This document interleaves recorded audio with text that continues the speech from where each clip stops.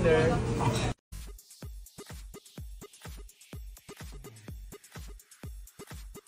Pagdakma ng tinapay ni Pinunong Pablo at Bunso Justin, kinagigiliwan ng marami.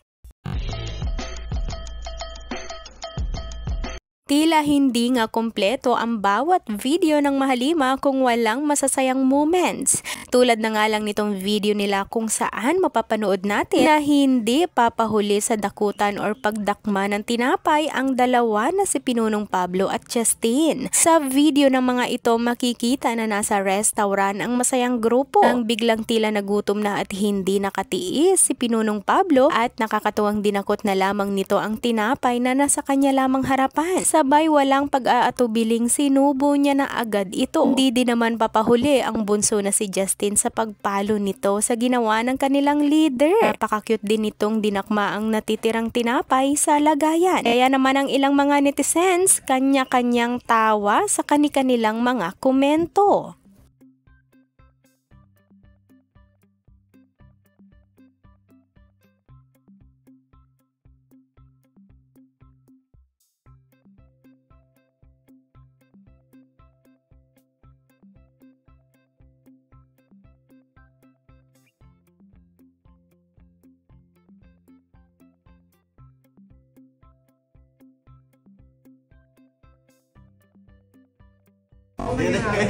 Dinner.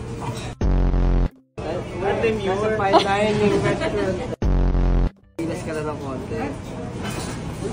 Mas kakainin mo.